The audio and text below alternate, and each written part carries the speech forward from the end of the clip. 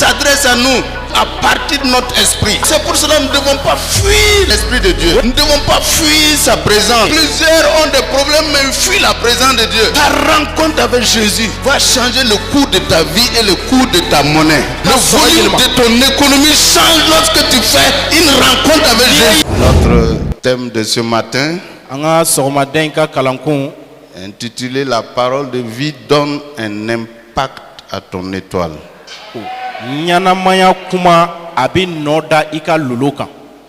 La parole de vie donne un impact à ton étoile. Nous sommes dans une année de conquête. Et chaque jour est important pour les enfants de Dieu. Pour ne pas perdre du temps. Pour ne pas boire à des sources qui ne donnent pas la vie, à des sources d'eau qui ne donnent pas la vie. Nous devons comprendre que quelles que soient nos fatigues, nos problèmes, nos situations, quel que soit le lieu où peut-être le péché nous a égarés, ou bien les problèmes nous ont égarés, le peuple de Dieu doit toujours comprendre que Dieu est à la recherche de ceux-là qui sont disponibles.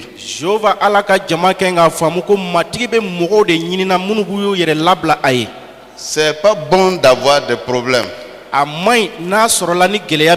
mais c'est mieux quand on a des problèmes, quel que soit notre problème, que nous soyons disponibles à écouter les autres ou bien à écouter la voix de Dieu. Qu'est-ce qu'il a comme solution pour nous?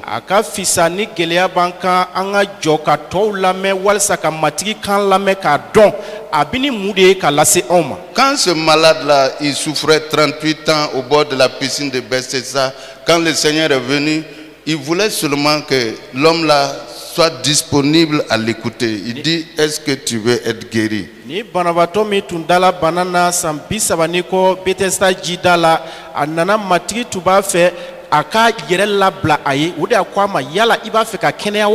Mais apparemment, l'homme n'était pas disponible. On a beaucoup de problèmes. Ce n'est pas le problème qui soit le problème, mais c'est notre disponibilité à écouter ce que Dieu veut nous dire dans le problème.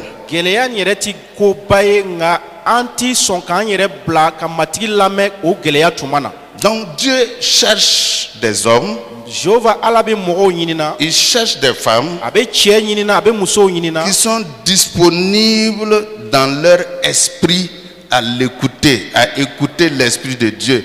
Parce que c'est votre esprit seulement qui peut dialoguer avec Dieu.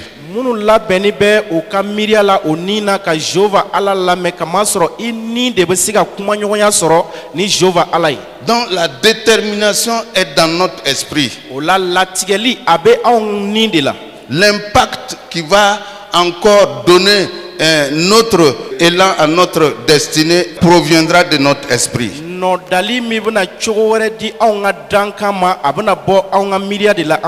Dans ton esprit, lorsque tu es conscient de la présence de Dieu,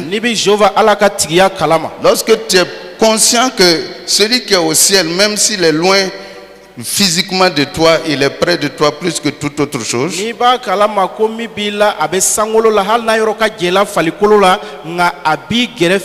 Alors tu ne vas pas tourner autour du puits de Jacob inutilement. Jésus cherche des gens. Comme il a cherché la femme samaritaine dans Jean 4 verset 24. Nous connaissons l'histoire. Cette femme est partie pour puiser de l'eau. Et Jésus est venu vers elle. Ce n'est pas que Jésus avait réellement soif. Non, Jésus cherchait sa disponibilité, la disponibilité de cette femme. Et cette femme avait plein de problèmes. Elle n'était même pas à son premier mariage. Mais qu'est-ce qu'on est en train de dire?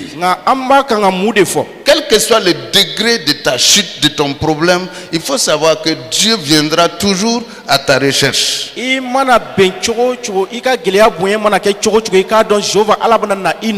Parce que au-delà, au-dessus du chaos que tu traverses, tu appartiens à Dieu, tu es sa créature.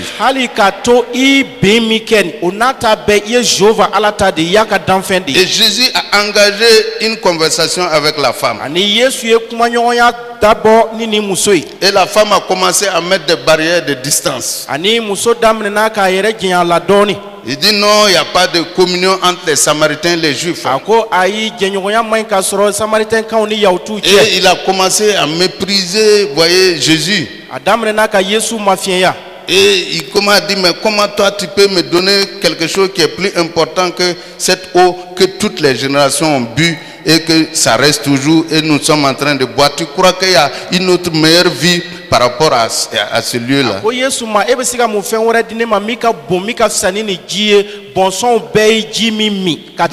Ouais, donc la parole de Dieu, Jésus était en train de vouloir conquérir l'esprit de la femme. Il faut que l'esprit de cette femme-là soit disponible à écouter d'abord ce que Jésus veut le dire.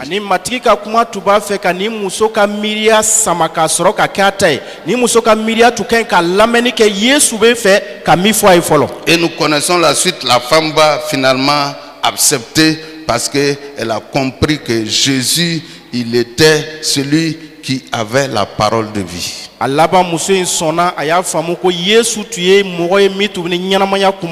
Jean 4 verset 24, il est écrit que quoi? Ce que nous allons prendre comme élément dans ce verset là, c'est esprit qui nous intéresse. Il dit Dieu est esprit. Il faut que ceux qui l'adorent, ceux qui l'abordent, ceux qui s'approchent de lui, ceux qui veulent son amitié, ceux qui veulent le comprendre, et ceux qui veulent comprendre ce qu'il veut leur dire, ils doivent eux aussi s'approcher en esprit et en vérité. Voici là où Dieu peut rencontrer un être humain. Et Jésus même a dit dans l'évangile de Matthieu, dans Matthieu 5 verset 3, il dit heureux les pauvres en esprit. Ceux qui sont pauvres en esprit, ça veut dire quoi? Ceux qui sont disponibles en esprit pour écouter l'esprit de Dieu.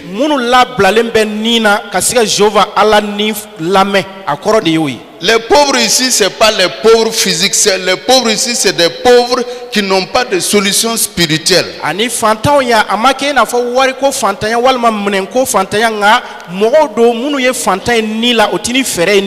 Qui ne savent pas comment s'en sortir de leur situation. Et leur esprit est disposé pour rencontrer l'esprit de Dieu.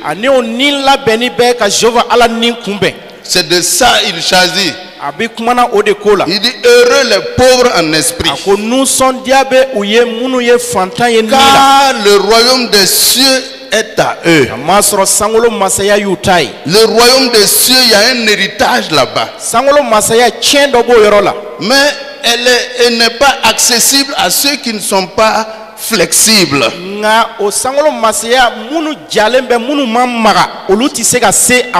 Si vous voulez que le royaume de Dieu vous envahisse, vous devez aussi être conscient de la présence de Dieu.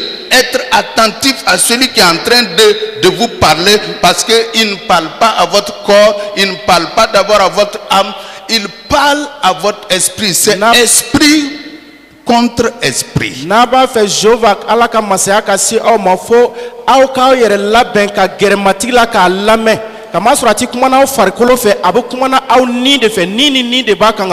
C'est pour cela un homme dans son esprit ne doit pas fuir la présence de Dieu.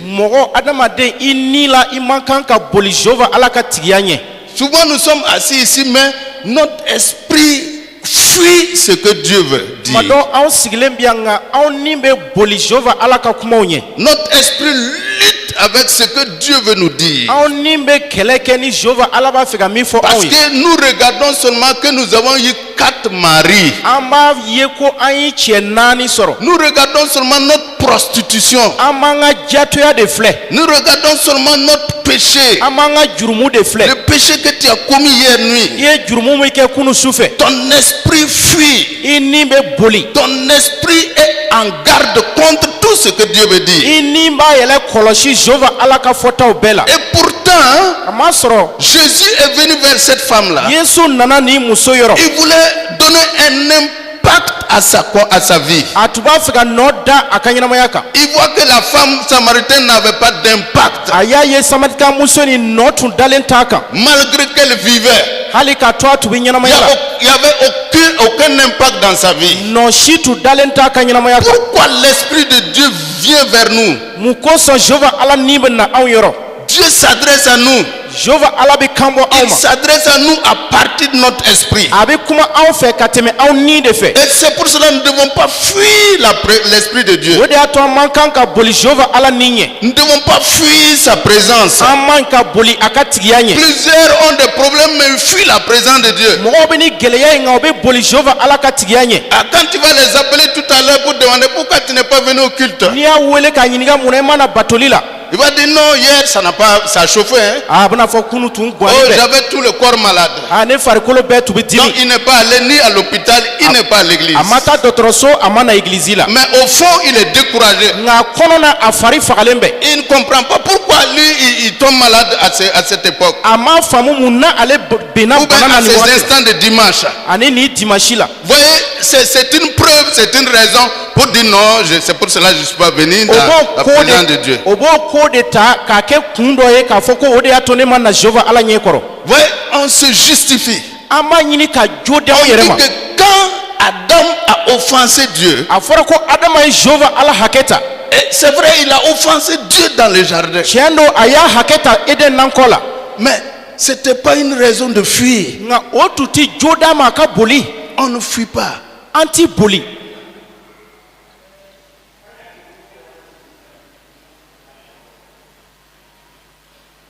La première reproche quand Dieu veut, il dit mais pourquoi tu fuis? Dieu dit à Adam, ne fuis pas. Arrête-toi. Quand il s'est arrêté là, c'est vrai Dieu l'a fait des reproches. Mais Dieu l'a donné plus que les reproches. Jésus aujourd'hui là, ce n'est pas plus que les reproches. La croix qui a pardonné tes péchés là, c'est pas plus que tes reproches. Celui qui a vaincu ton enfer là, c'est pas plus que tes reproches.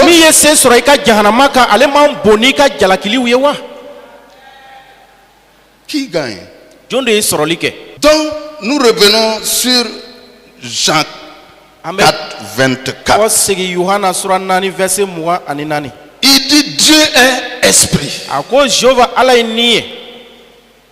Et il faut que ceux qui l'adorent en esprit et en vérité.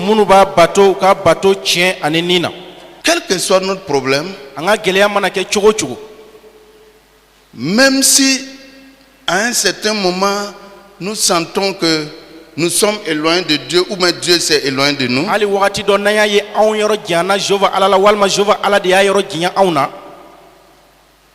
faisons tout pour que notre esprit collabore de nouveau avec l'Esprit de Dieu.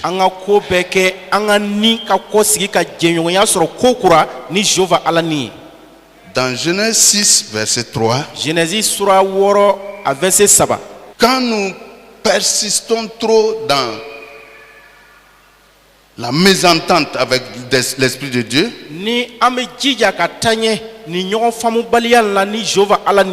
Vous voyez ce qui s'est passé? Alors l'Éternel dit,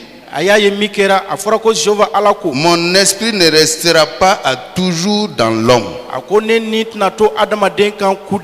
car l'homme n'est que chair et ses jours seront de 120 ans.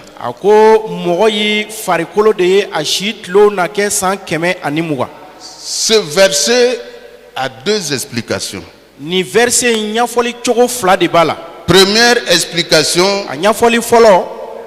nous parle des conséquences du péché qui a séparé l'esprit de Dieu à l'esprit de l'homme. Sinon ils étaient unis.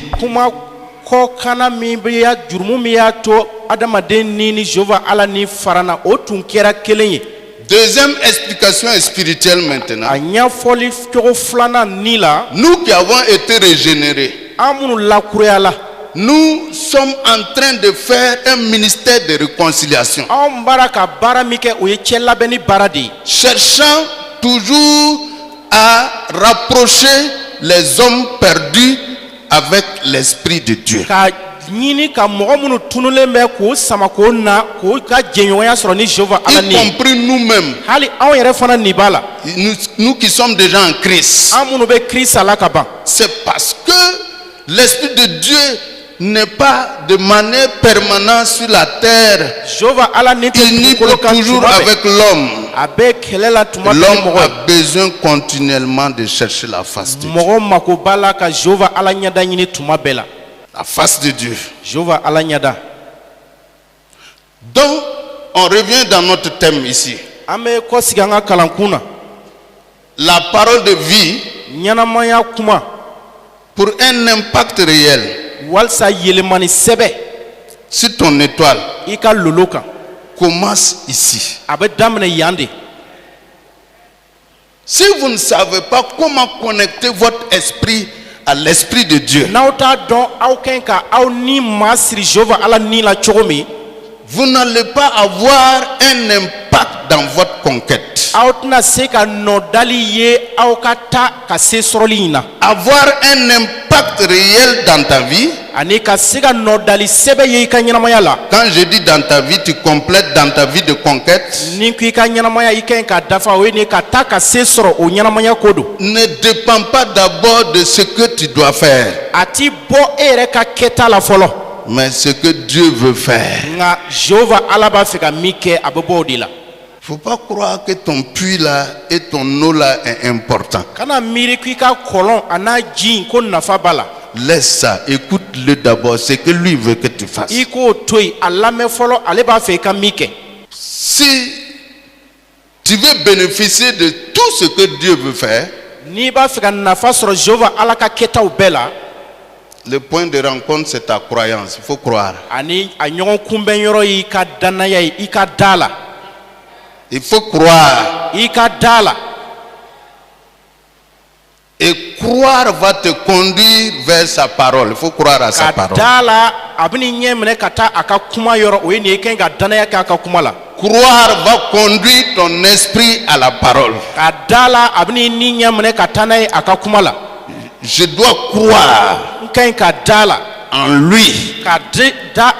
Comment on croit en Dieu? Quand Jésus a dit à la femme Samaritain, Dieu est esprit. Il faut que ceux qui l'adorent, l'adorent en esprit en vérité. Ça c'est l'introduction. Maintenant, comment la femme va faire pour rentrer dans ce que Jésus a dit? Elle doit passer où pour se connecter à l'esprit? Elle doit accepter la parole. Elle doit accepter la parole de Jésus. Si elle veut bénéficier de ce que Jésus est en train de la dire, elle doit accepter la parole de Jésus. C'est la clé, c'est la porte d'entrée.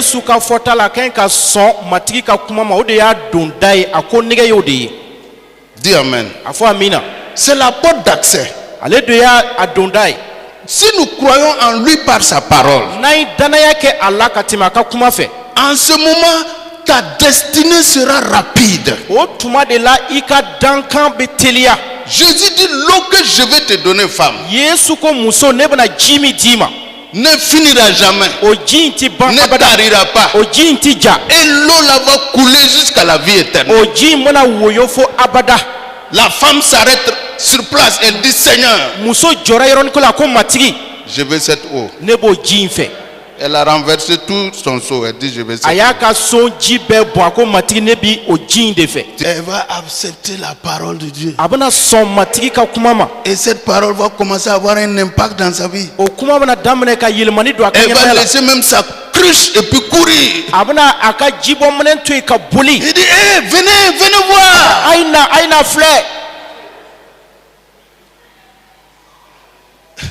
Elle a découvert plus que le puits. Elle a fait découverte plus que la découverte des ancêtres. Jésus-Christ, le Fils du Dieu vivant, s'il te prend au bord du puits de Jacob, tu quittes de Jacob à Israël. Tu quittes de Jacob à Israël. Je dis que quelqu'un est sur le point de quitter de Jacob à Israël. Ta relation est en train de quitter de Jacob à Israël. À partir de ce mois de mars qui va commencer, ta vie sera une vie extraordinaire. Quelqu'un est en train de rentrer dans des journées extraordinaires. Il y a une connexion qui va s'établir entre toi et le Dieu du royaume. Entre ton esprit et l'esprit de Dieu. Il y aura une collaboration. Il y aura un contrat. Ton étoile va commencer à briller. Ta joie va revenir. Ta paix va revenir. Ton allégresse va revenir. Et tu vas commencer à propager la bonne nouvelle partout. Parce que cette rencontre-là va amener un changement dans ta vie. Si tu dis amen, tu le reçois maintenant. Cette rencontre va bouleverser ta situation. Parce qu'il y a plus que 7 maris lorsqu'on rencontre Jésus-Christ. Il y a plus que le péché. Il y a plus que le puits de Jacob. Il y a plus que la richesse des ancêtres. Il y a la vie éternelle. Lorsqu'on rencontre Jésus, nous devenons un impact mondial. Dis alléluia.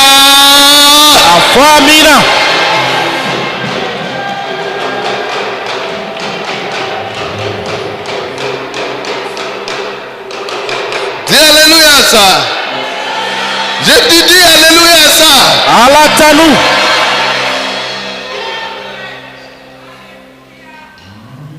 Assieds-toi, frère. C'est important.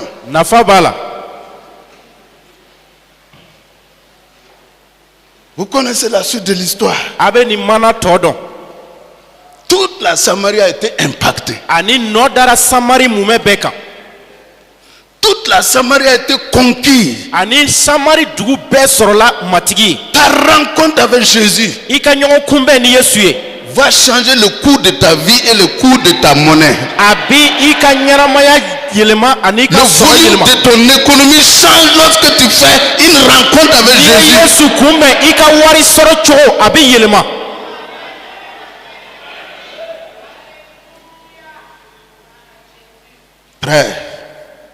Frères et sœurs, mais si nous croyons, à la seule condition que nous croyons en lui, par sa parole, en ce moment ta destinée sera simple. Ta destinée sera simplifiée. Ta destinée sera rapide. Ta destinée sera claire. Et ta destinée sera en sécurité. La femme était en sécurité. Elle n'était plus limitée par la honte.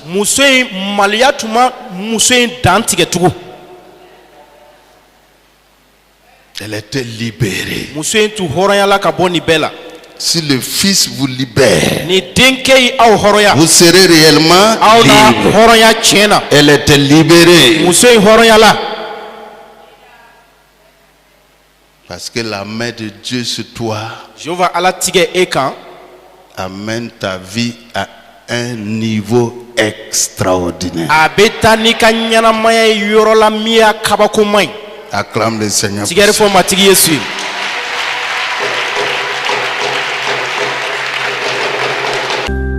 Viens toucher nos familles maintenant, Seigneur.